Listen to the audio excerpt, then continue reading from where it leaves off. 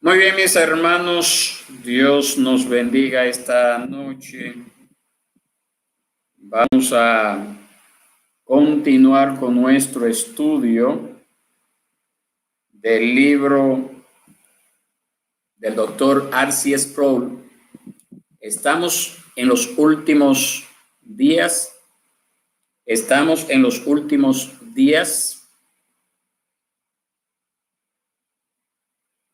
Y he querido utilizar este día, que no acostumbramos a hacerlo, por la razón de que el tema que aborda el doctor R.C. Sproul es un tema muy de actualidad, pero que ha sido hasta cierto punto mal interpretado, porque en nuestros tiempos abunda mucho lo que es el dispensacionalismo y por lo tanto tiene un error o muchos errores en cuanto a la transmisión, en cuanto a la interpretación de las profecías bíblicas. El doctor R.C. Sproul aborda magistralmente bendiga a la hermana Milán, que es la que nos ha dado sus saludos, y los demás, ¿verdad? Que no sabría decirle. Tenemos ahí a 6 personas. Entonces, vamos a capítulo 24, dando un repaso también a lo que estuvimos tratando el miércoles pasado. Así que vamos a orar al Señor. Vamos a orar al Señor. Padre bueno y Dios, tú que moras en las alturas de los cielos, te damos gracias en esta noche por este tiempo que tú nos concedes de nosotros estar aquí reunidos a la distancia para aprender de tu palabra, para así estudiar tu palabra y verlo desde una perspectiva no conocida en nuestro entorno evangélico, y así traer un poquito de luz, un poquito de conocimiento, Señor, a lo que es la correcta interpretación de tu palabra. En tus manos nos ponemos, Señor, y pedimos que esto pueda servir de edificación, crecimiento espiritual a todos aquellos que nos rodean, a nuestros familiares, amigos, hermanos de otras congregaciones por igual. Esto te lo pedimos, Señor, en el nombre de Jesús. Amén. Y amén. Muy bien, muy bien. Qué bueno. Vamos a leer a Mateo 24. Mateo 24. Vamos a leer los primeros versos para que así nos pueda servir. Lo vamos a leer en la versión Nueva Biblia de las Américas. Es esta versión que tenemos en nuestras manos. Mateo capítulo 24. Solamente unos cuantos versos. Dice así la palabra del Señor. Cuando Jesús salió del templo y se iba, se acercaron sus discípulos para mostrarle los edificios del templo. Pero él les dijo, ¿ven todo esto? En verdad les digo que no quedará aquí piedra sobre piedra que no sea derribada.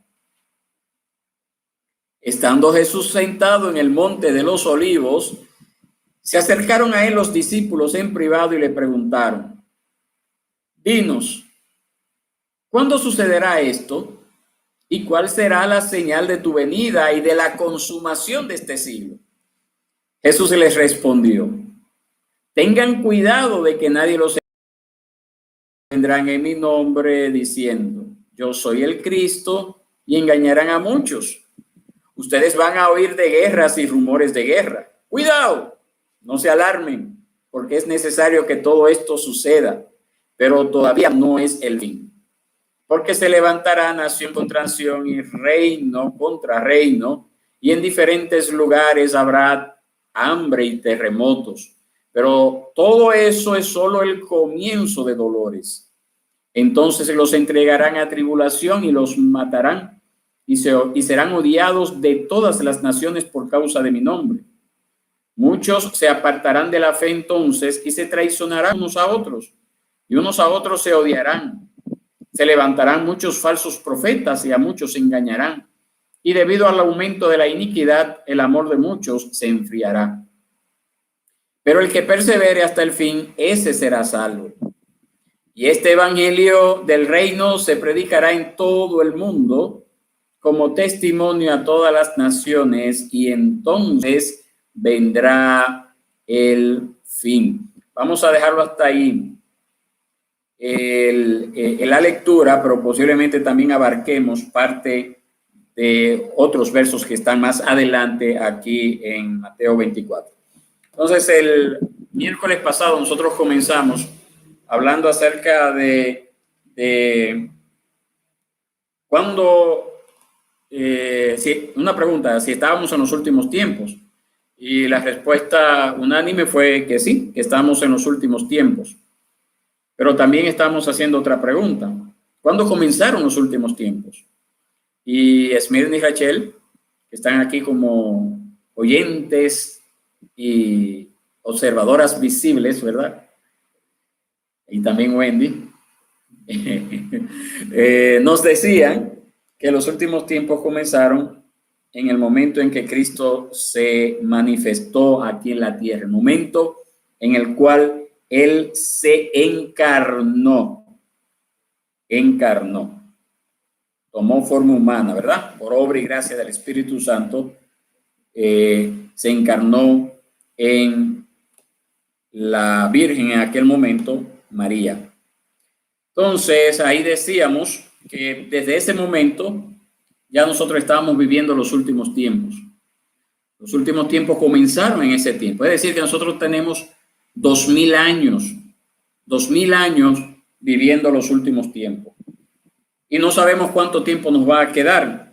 En esta semana pasada, yo oí a un pastor diciendo que la venida de Cristo pudiera ser mañana o pudiera ser dentro de 100 años. Y esa es una verdad. Nosotros no tenemos fecha, ni tampoco tenemos la autorización de parte de Dios para nosotros poner fecha a la venida de Cristo.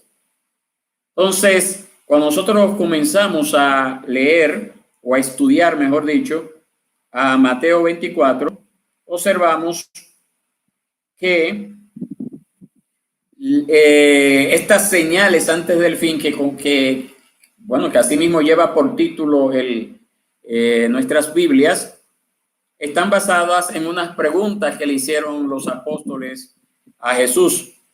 Esa pregunta está basada en algo que Jesús había dicho. ¿Qué Jesús había dicho? En el verso 2, nosotros vemos una afirmación que Jesús está dando. Pueden sentarse juntas para que lean, por favor. Mateo 24:2 dice, tenemos que tomar referencia el verso 1, donde los discípulos le están mostrando el templo, que eso era una inmensidad para aquel tiempo, era algo precioso, algo bello, y por esa razón los apóstoles fueron y le fueron a mostrar los edificios del templo, como dice el verso 1. Y Jesús le dice, ¿ustedes ven eso? ¿Ustedes ven eso? En verdad les digo que no quedará aquí piedra sobre piedra que no sea derribada. Entonces, más adelante, cuando los discípulos están en el Monte de los Olivos, así es lo que dice en el verso 3, ¿verdad? Estando Jesús en el Monte de los Olivos, se acercaron a él los discípulos en privado y le preguntaron, dinos, ¿cuándo serán estas cosas? ¿Cuándo sucederá esto? ¿Cuál será la señal de tu venida y de la consumación de este siglo. Hubieron tres preguntas que Jesús aborda para darle la respuesta. Entonces, comúnmente se ha querido presentar estos versos como algo que tiene que ver para estos tiempos y que estos son señales del fin, que estos son señales de los últimos tiempos. Pero ya nosotros hemos visto que los últimos días comenzaron con el advenimiento incluso de Juan el Bautista, que comenzó anunciando que el reino de los cielos se había acercado y era necesario arrepentirse y creer a esa predicación, al igual que es el mismo mensaje que Jesús predicó. Entonces, tomando eso como cierto, nosotros también tenemos que irnos un poquito más adelante, en el verso 34. Verso 34, ¿cómo nos dice? De Mateo 24.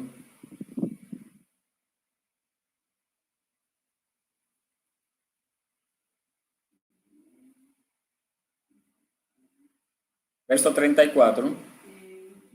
En verdad les digo que no pasará esta generación hasta que todo esto suceda. En verdad les digo que no pasará esta generación hasta que todo eso suceda. Entonces, ¿qué ocurre? ¿Qué ocurre? ¿Qué nosotros podemos ver en este caso? Para el tiempo de los judíos, una generación se refería a un periodo de tiempo aproximado de 40 años. Entonces, todo lo que Jesús ha hablado en los 30 versos anteriores tiene que ver precisamente, tomando eso como referencia, verso 34, no pasará esta generación hasta que todo eso acontezca. Entonces, estamos hablando de eso.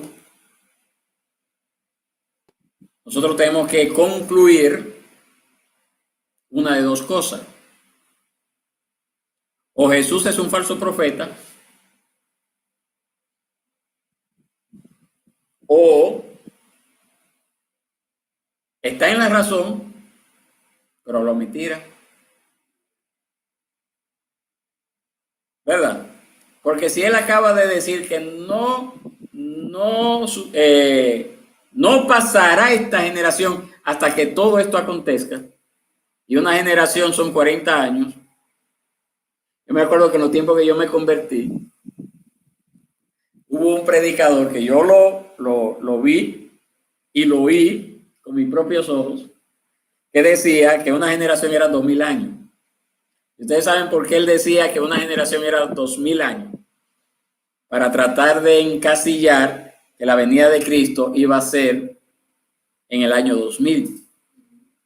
Y ya nosotros tenemos 20 años que pasó el año 2000 y Cristo todavía no viene. Ese predicador no le dio fecha. No dio fecha, no dijo él viene en tal fecha, él viene tal día, no dijo eso. Pero sí él predicó de que una generación eran 2000 años. Lo que él estaba directamente diciendo, bueno, Cristo tiene que venir antes del 2000.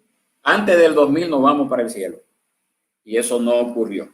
Entonces, el doctor Sproul está convencido, y yo también, de que este capítulo 24, en gran medida, la sección que vamos a estudiar hoy, la que estudiamos el miércoles pasado, y la que estudiaremos, si Dios quiere, en el día de mañana, esta sección tiene que ver a un juicio de Cristo que vendría sobre la nación judía. Un juicio de Cristo que vendría sobre la nación judía, y ahí, con ese juicio que vendría sobre la nación judía, concluiría la era de los judíos.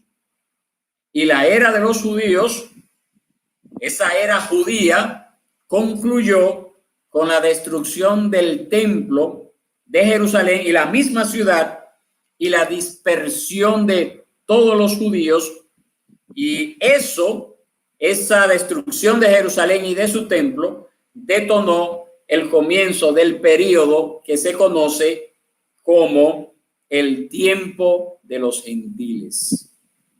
El tiempo de los gentiles. Entonces, ahora actualmente nosotros estamos en el tiempo de los gentiles.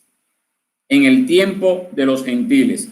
Entonces, tomando eso por referencia, vamos a interpretar, ya lo comenzamos a hacer, pero seguiremos enfatizando eso, el discurso del Monte de los Olivos de un modo que es más coherente con la forma en que lo habrían entendido los discípulos en el siglo primero, los oyentes primarios de las palabras de nuestro Señor Jesús.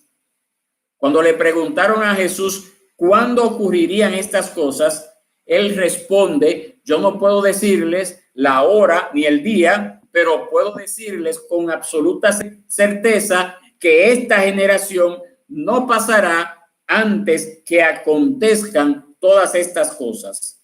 Y yo creo que lo que dijo Jesús es totalmente cierto. Amén. Que lo que dijo Jesús es totalmente cierto. Entonces, ha habido diferentes formas de interpretar a Mateo 24, pero nosotros asumimos que esta es la que es más acorde a la revelación completa de las Escrituras.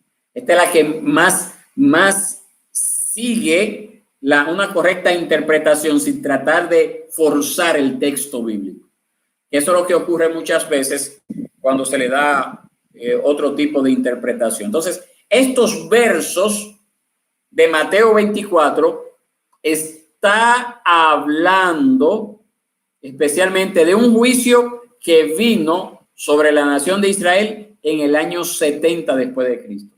Estos versos no tienen que ver, estos versos que estamos estudiando específicamente, porque más adelante vamos a estudiar el Apocalipsis, más adelante vamos a estudiar Mateo 25, en otra fecha lo vamos a hacer, pero estos versos tienen que ver con ese juicio que vino de parte de Dios sobre Israel en el año 70.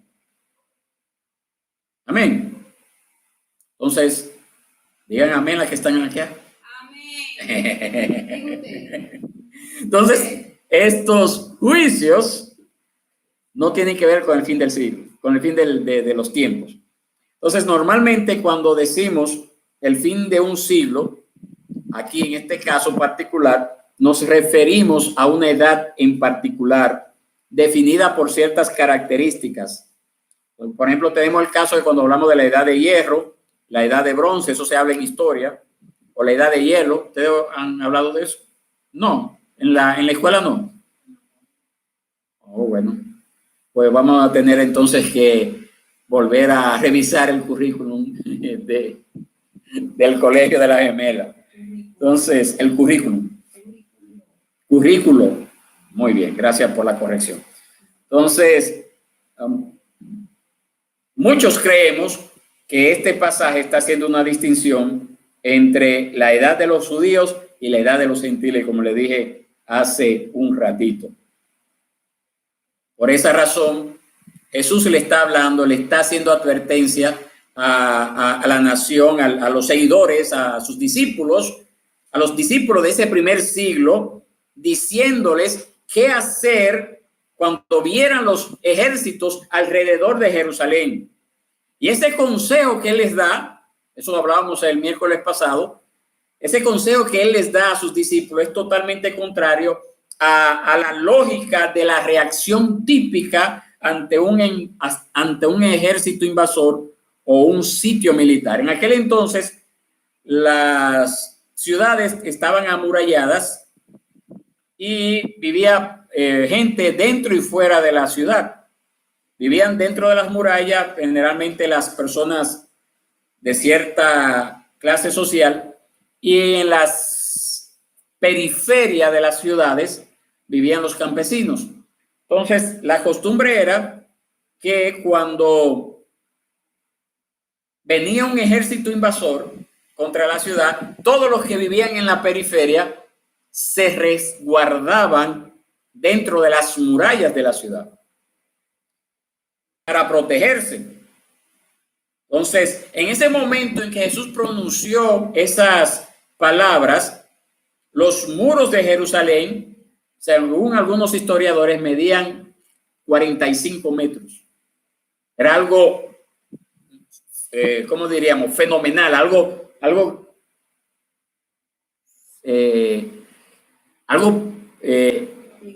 gigantesco, casi imposible de poder destruir. Incluso cuando los romanos en el año 70 trataron de traspasar los muros, eso fue una tarea titánica, y el sitio de la ciudad, el ataque contra la ciudad, duró varios meses. Es tanto así que en el Monte de los Olivos, que se le llamaba así porque había muchos olivos, no quedaron los árboles, fueron destruidos todos los árboles de olivo, porque los romanos lo utilizaron para calentarse, a causa del frío, a causa del invierno. Entonces, cuando Jesús le dice específicamente a sus discípulos, miren, cuando ustedes vean la llegada de los ejércitos, no vayan a la ciudad. Es decir, no vayan y no se resguarden en las murallas de Jerusalén.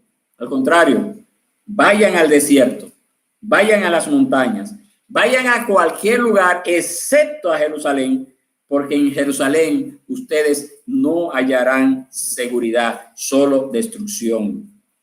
Cuando Jerusalén cayó y la ciudad fue destruida, más de 1 millón de personas fueron muertas. Pero los cristianos, al seguir el consejo de Jesús, ¿ustedes saben qué hicieron? Salieron huyendo. No se quedaron en Jerusalén, salieron huyendo. Entonces,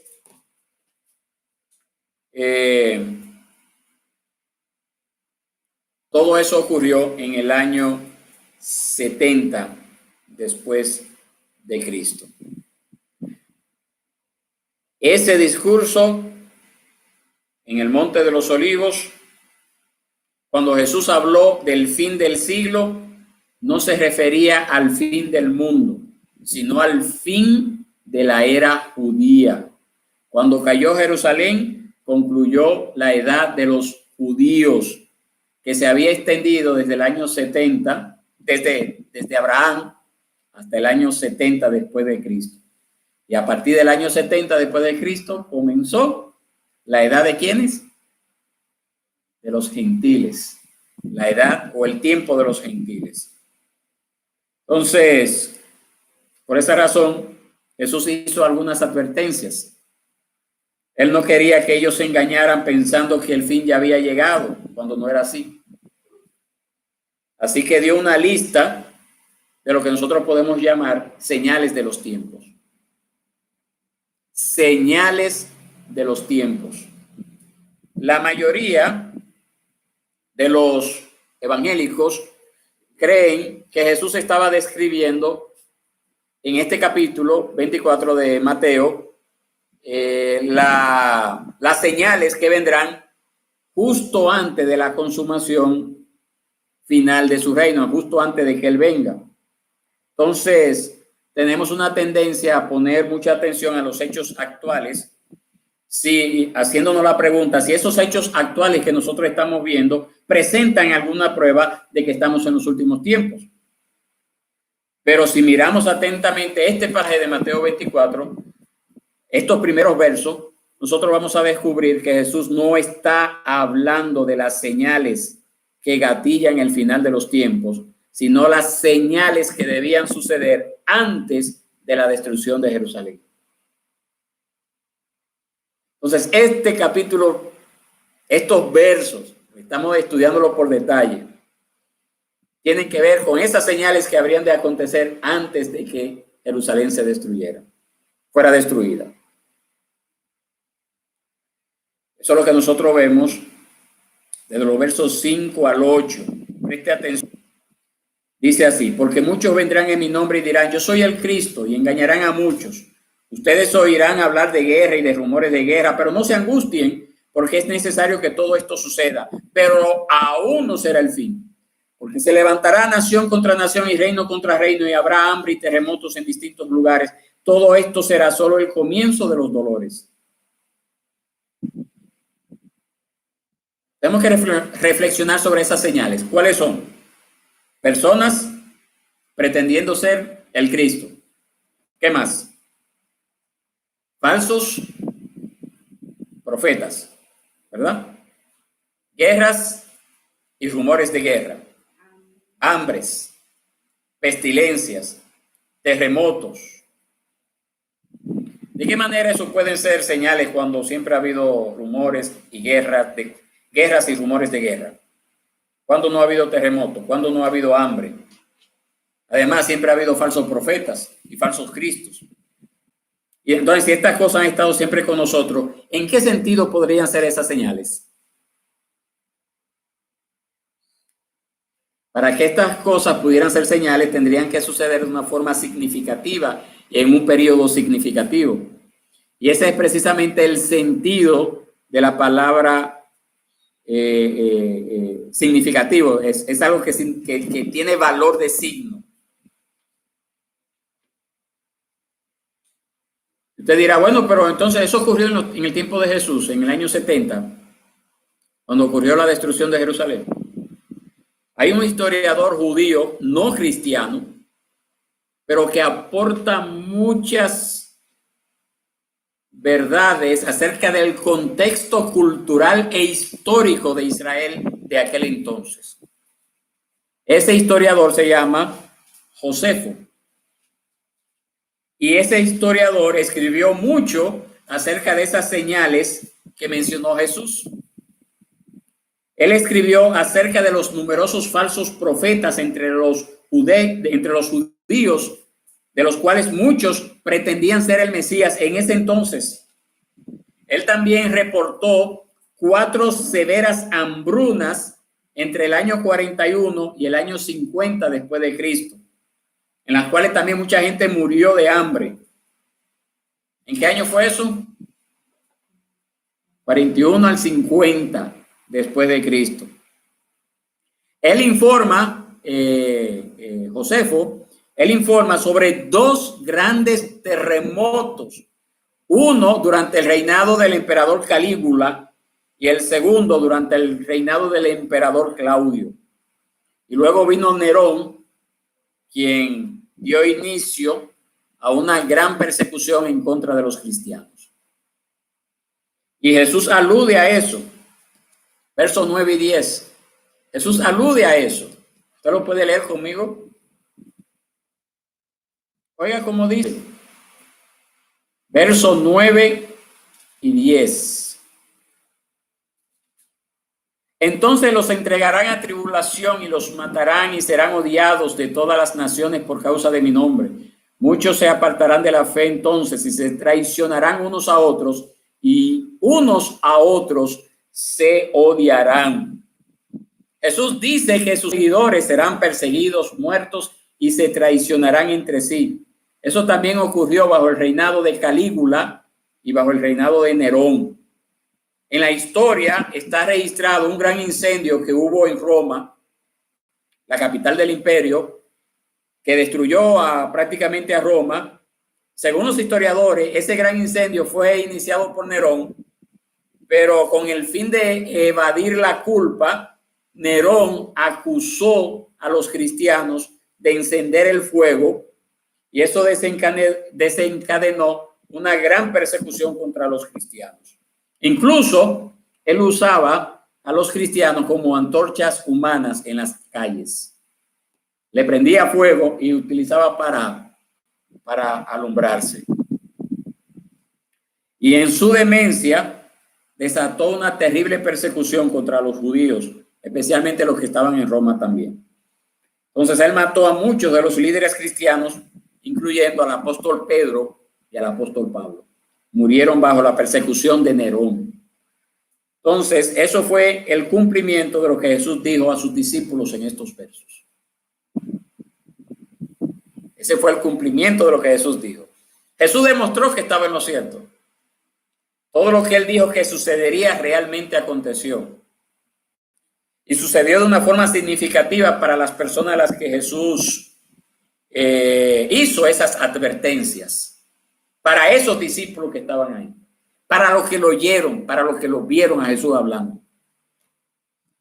Él no estaba haciendo advertencia a sus discípulos del siglo primero sobre lo que iba a suceder en el siglo XXI con el coronavirus. ¿Y qué sentido hubiera tenido para los discípulos primarios de aquel entonces? Él estaba diciéndole, estén vigilantes sobre lo que sucede de aquí hasta la destrucción de Jerusalén.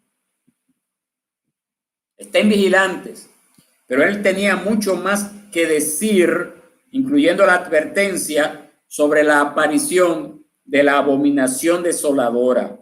Entonces, de eso vamos también a hablar en esta noche, y con esa parte, este es el capítulo 3 del libro Estamos en los últimos días. Vamos a terminar por hoy para no extendernos, y si Dios quiere vamos a continuar mañana. Si alguien tiene pregunta, lo puede hacer. Después que terminemos la presentación, la transmisión, pues voy a abrir el chat de Teología Reformada para que cualquier pregunta que haya puedan hacerla. Y si hay alguien que no pertenece a este chat, pues también me puede hacer la pregunta personalmente a mi WhatsApp. Entonces ahí les compartí el número de WhatsApp para que si hay alguien que no está en ese grupo y tiene alguna pregunta de este tema, me lo haga más adelante. Vamos a hablar de la abominación desoladora de la que habló Jesús. Eso está en el verso 15. Verso 15. Permítame hacer un poquito de historia de algo que ocurrió antes. Y es a lo que está haciendo referencia a Jesús aquí en el verso 15. En el año 168 antes de Cristo, un gobernador pagano llamado Antíoco IV Epífanes tuvo la osadía de construir un altar pagano en el templo judío en el año 168 antes de Cristo. En lugar de sacrificar toros, machos cabríos o corderos, como está establecido en la ley, él profanó el templo sacrificando un cerdo. Y eso era el colmo de la blasfemia, porque para los judíos, porque así Dios lo había establecido, ¿verdad? También los cerdos eran inmundos.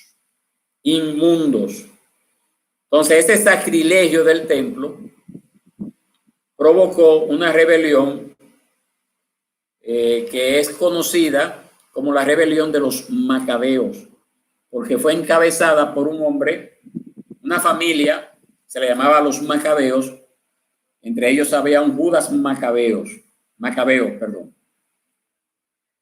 Entonces, los judíos vieron en esa atrocidad que ocurrió en el año 168 a.C. el cumplimiento de una profecía que se encuentra en el libro de Daniel, que se refiere a la abominación desoladora. A la abominación desoladora, o la abominación de la desolación, como habla Jesús en este verso. Eso nos habla en Daniel 9:27, Daniel 11:31, Daniel 12:11 nos habla acerca de eso. Entonces Jesús se apoya en ese término al continuar su discurso en el Monte de los Olivos. Por tanto, dice así: cuando ustedes vean la abominación de la desolación de que habló por medio del profeta Daniel, colocada en el lugar santo, y el que lea que entienda, entonces los que estén en Judea huyan a los montes. El que esté en la azotea no baje a sacar las cosas de su casa. Y el que esté en el campo no vuelva atrás a tomar su capa. Pero hay de las que están encinta y de las que estén criando en aquellos días. Oren para que la huida de ustedes no suceda en invierno ni en día de reposo. ¿Están leyendo?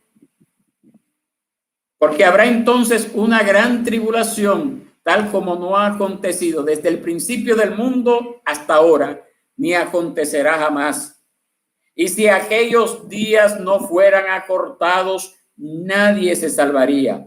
Pero por causa de los escogidos, aquellos días serán acortados.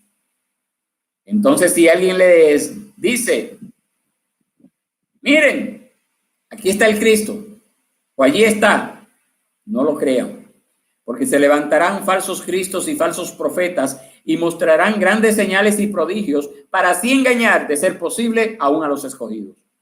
Vean que se lo he dicho de antemano. Por tanto, si les dice, miren, él está en el desierto, no vayan. O miren, él está en las habitaciones interiores, no les crean. Porque así como el relámpago sale del oriente y resplandece hacia el occidente, así será la venida del Hijo del Hombre. Donde esté el cadáver, allí se juntarán los buitres. La referencia a la abominación desoladora es misteriosa, pero es crucial. Es la señal suprema que indica la cercanía del cumplimiento de estas profecías. La idolatría de Antioquía en el año 168 fue algo abominable, pero ese acontecimiento había ocurrido en el pasado y Jesús se refiere a algo que acontecería en el futuro. ¿En qué estaba pensando Jesús? ¿En qué estaba pensando Jesús? En el año 40, hablando un poquito de historia,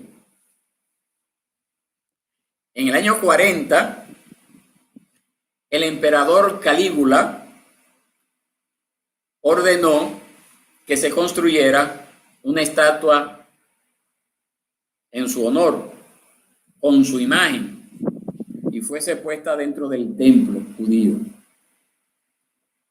Eso fue una gran provocación para el pueblo judío. Pero gracias a Dios, eso no llegó a ocurrir. Gracias a Dios, eso no llegó a ocurrir. En el año 69, no llegó a ocurrir porque Calígula murió antes de que ocurriera ese sacrilegio. En el año 69, antes de Cristo, un año antes de la destrucción de Jerusalén y del templo, ocurrió un hecho sin precedentes. ¿En qué año fue eso? 69. Una secta judía llamada los Zelotes se tomaron el templo por la fuerza y lo convirtieron en una especie de base militar. Los Zelotes era un grupo judío que eran apasionados por el violento derrocamiento de sus invasores romanos. Y luego que ellos tomaron el templo, luego que ellos invadieron el templo, cometieron todo tipo de atrocidades en el interior del templo sin mostrar ningún tipo de respeto por la santidad de Dios. El historiador judío Josefo, ¿se acuerdan de que hablamos hace un ratito? Expresó esa apasionada denuncia de ese horrible sacrilegio y lo dejó escrito. La pregunta que tenemos que hacernos, ¿es a eso que Jesús estaba haciendo referencia? ¿Es a eso que hace referencia la abominación de la desolación? Otra interpretación posible podría ser la presencia de los propios estandartes romanos. Cuando los ejércitos romanos marchaban, portaban sus banderas con los estandartes romanos, y para los judíos esas imágenes eran idólatras. Entonces, la presencia de estos estandartes en el templo también pudo haber sido considerada una abominación. Lo cierto es es que no sabemos cuál de las dos pudo haber sido. Lo cierto es que sus discípulos del primer siglo siguió sus instrucciones y no estaban allí cuando eso ocurrió. Y por eso es que él comienza a dar esas instrucciones. Él comienza a dar esas instrucciones. Como le dije hace un ratito, alrededor de 1 millón de judíos murieron durante el ataque a la ciudad de Jerusalén. Alrededor de 1 millón de judíos. Y él está dando esas instrucciones. Por ejemplo, cuando dice en el verso 17, el que esté en la azotea no baje para llevarse algo de su casa, y el que esté en el campo no vuelva atrás a tomar su capa. Pero hay de las que estén en cinta y de las que estén criando en aquellos días. Pídanle a Dios que no tengan que huir. Oren para que la huida de ustedes no suceda en invierno ni en día de reposo. Obviamente eso se trata de un mensaje de urgencia. ¿Cómo nosotros pudiéramos aplicar eso a nosotros si a nosotros no nos afecta si tuviéramos que salir huyendo ni sábado ni domingo? El sábado es el sabbat para los judíos y el domingo es el día que Dios ha establecido para nosotros. ¿Pero en qué nos afectaría eso? Entonces se trata de un mensaje de urgencia. Se trata de un mensaje dirigido a los judíos. Incluso dice, cuando ahí dice que el que esté en la azotea, si usted me acompaña, el verso 17, no vaya a sacar las cosas de su casa, es algo cultural de aquella época, porque los judíos usaban el techo como de sus casas como un tipo de patio, un lugar de relajamiento en las tardes a medida que el calor pasaba. Y eso es lo que le estaba diciendo, no pierdan tiempo alguno. Tan pronto como ustedes se enteren de la presencia de la abominación desoladora. ¿Cuál es la abominación desoladora? Puede ser una de dos. Puede ser una de dos. O cuando los celotes tomaron el templo en el 69, o cuando los judíos arremetieron contra el templo en el año 70. Es a eso que está haciendo referencia. Y es un mensaje de urgencia. Por eso nosotros seguimos viendo en los siguientes versos. Era un tiempo difícil, y mucho más difícil si a alguna cristiana en aquel entonces le tocaba estar amamantando o estar embarazada.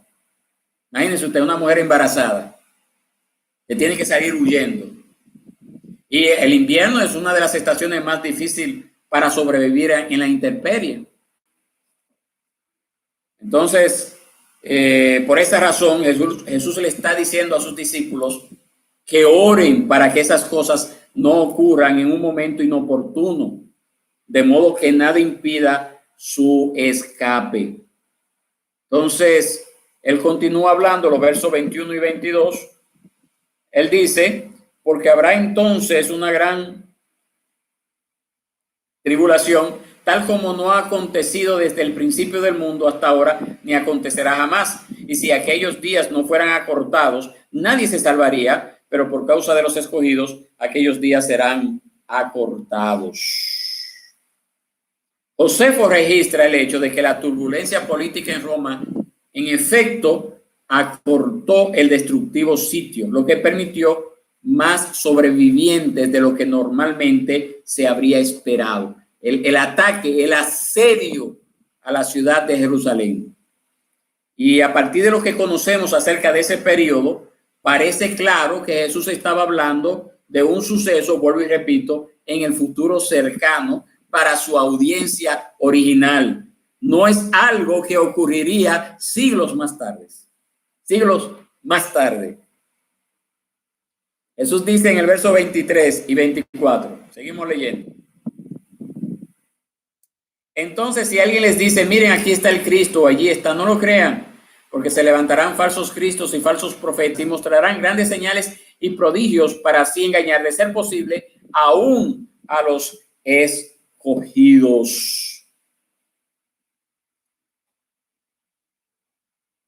En la iglesia moderna, lamentablemente, muchas personas sostienen la postura, y eso es errada, de que Satanás es tan poderoso como Dios y está enfrascado en un duelo de milagros con él, realizando prodigios para respaldar sus mentiras. Hay muchos que creen que estos milagros incluso podrían engañar al pueblo de Dios. Yo no creo, y muchos así lo corroboran, ni por un segundo que Satanás tenga o llegue a tener la capacidad de realizar un milagro genuino. Eso no es posible. Él puede ser un buen actor, como cuando usted ve en una película que el protagonista sale volando y lo matan y sale vivo. Sale vivo en la película, sale vivo, le dan 500 tiros y todavía sigue vivo. Entonces, eso es acto, todo depende del contexto, ¿o no? El contexto de la película, claro está. Le disparan, usted ve que sigue vivo. Yo vi una película que le dieron como 10 disparos a uno y todavía estaba vivo. Todavía quedó vivo. Entonces, Satanás puede crear un gran espectáculo. Satanás puede crear un gran teatro. Y por eso decimos que las señales y prodigios de los falsos cristos y falsos profetas no son señales y prodigios auténticos al servicio de una mentira. No es cierto. Pueden engañar, pero son falsas señales y falsos prodigios. Son trucos con la finalidad de engañar. Eso es lo que realmente ocurre. Pero Satanás no tiene poder. En el Nuevo Testamento, los escritores apostólicos apelan a los milagros de Jesús y los milagros de los apóstoles también como una prueba de que ellos eran verdaderos agentes de la revelación. Los milagros eran la prueba visible de que Dios estaba con ellos. Pero si Satanás puede hacer un milagro, entonces la postura de los autores del Nuevo Testamento de que los milagros son un medio para autenticar el mensaje del Evangelio queda invalidada. Si Satanás puede hacer milagros también. Cuando ocurre un milagro, si es así como creen algunos cristianos, ¿cómo se pudiera saber si es de Dios o de Satanás? Eso no significa que el pueblo de Dios, poco docto en las cosas de Dios, pueda ser engañado. Eso no significa que pueda ser engañado con ciertas artimañas. Claro que puede ser engañado. Es como un niño que usted lo lleve a ver una película, un niño pequeño que nunca ha visto película y ve a Superman volando. El niño va a pensar que eso es verdad. El niño va a pensar que eso es verdad, en su mente todavía con poco conocimiento. Entonces eso es lo mismo que hace Satanás con muchos cristianos, poco conocidos, poco entendidos en el estudio de la palabra, se dejan fácilmente influenciar. Entonces Jesús continúa en los versos 26 al 28. Jesús dice, miren, si ustedes ven, vamos a leerlo tal como está, dice, por tanto, si les dice, miren, él está en el desierto, no vayan. O miren, él está en las habitaciones interiores, no les crean. Porque así como el relámpago sale del oriente y resplandece hasta el occidente, así será la venida del Hijo del Hombre. Donde esté el cadáver, allí se juntarán los buitres. Ah, pero ahí que está. Míralo ahí, Esmirna. Míralo ahí dice que así será la venida del Hijo del Hombre. ¿Ah? ¿Cómo nosotros deberíamos de entender su última declaración respecto, por ejemplo, a los buitres, al cadáver?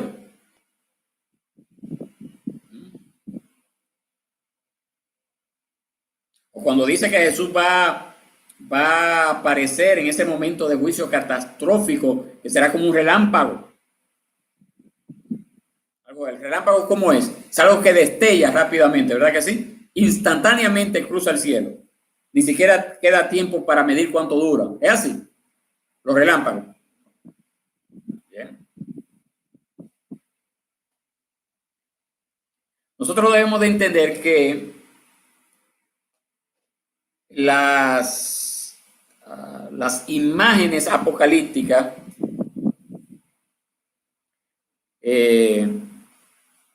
se utilizan mucho y debemos de comprender todo el simbolismo que está detrás de esas imágenes apocalípticas. Simbolismo. Por ejemplo, nosotros leemos en Apocalipsis acerca de un dragón. ¿Existen dragones? Entonces, ¿cuál es el simbolismo detrás de eso?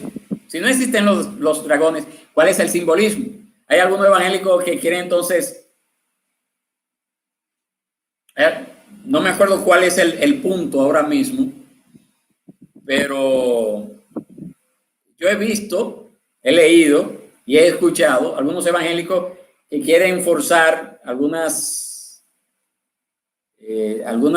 imágenes que aparecen en Apocalipsis, Daniel, Ezequiel, y quieren forzar para decir que esas son cuando hablan de estas cosas volando, que esos son los helicópteros modernos, que esas son las naves de combate modernas. Eso yo lo he escuchado, yo. Pero debemos de entender que todas estas imágenes que nosotros vemos en el Apocalipsis, todas estas imágenes que vemos en Ezequiel, por ejemplo, para darle un ejemplo, muchas de ellas son simbólicas y no tenemos que forzar el texto para nosotros aplicarlos a nuestra propia interpretación, errada, por cierto, de las Escrituras. Entonces, estos detalles me gustaría tratarlo, estos últimos versos, ya que vamos a llegar a casi una hora de que comenzamos a transmitir, me gustaría tratarlo en el día de mañana. La venida del Hijo del Hombre. ¿A qué está haciendo referencia? La venida del Hijo del Hombre. ¿Se aplica eso a nuestros tiempos? ¿O seguimos hablando de que eso tiene que ver con el primer siglo, con la destrucción de Jerusalén, con la destrucción del templo, con el fin de la era de los judíos, el inicio del tiempo de los gentiles? ¿Cómo aplicamos esto, eso que acabamos de leer de estas señales que se van a ver en el cielo, la señal del Hijo del Hombre, y también otras cosas? Quizás no da el tiempo mañana para tratarlo. Está ahí a partir del verso 29. Quizás podemos llegar hasta ahí, pero por lo menos esta manifestación de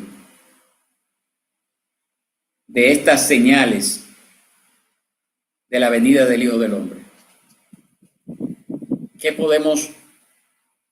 ¿Cómo podemos verlo en el contexto hermenéutico de poder aplicar esas reglas hermenéuticas a estos versos sin tratar de brincar, ¿verdad? Sin tratar de perdernos en el intento? Entonces, en el día de mañana yo quiero compartir esto. Vamos a ver cómo lo haremos, si lo haremos a través de Zoom o lo haremos a través de esta plataforma de YouTube. Pero estemos pendientes para que podamos conectarnos a las 7 de la noche y podamos hablar acerca de la venida del Hijo del Hombre y cómo entrelazamos estos pasajes bíblicos, tomando por referencia el hecho de que hasta ahora, hasta estos versos que hemos leído, todos tienen su cumplimiento en el siglo I, con la destrucción de Jerusalén y el templo. Y aquí habla de la venida del Hijo del Hombre. Entonces, ¿cómo lo entrelazamos? Estamos todos invitados. Si alguien quiere unirse, es bienvenido. Y esperen la comunicación que mañana, si Dios quiere, le estaremos compartiendo a través de qué medio haremos esta transmisión. Así que cualquier pregunta que haya, me la puede hacer llegar al número que aparece ahí, a mi WhatsApp personal, o lo puede hacer llegar al grupo de la iglesia, que en breves minutos estaré abriendo el grupo de nuevo. Bendiciones, Dios le bendiga.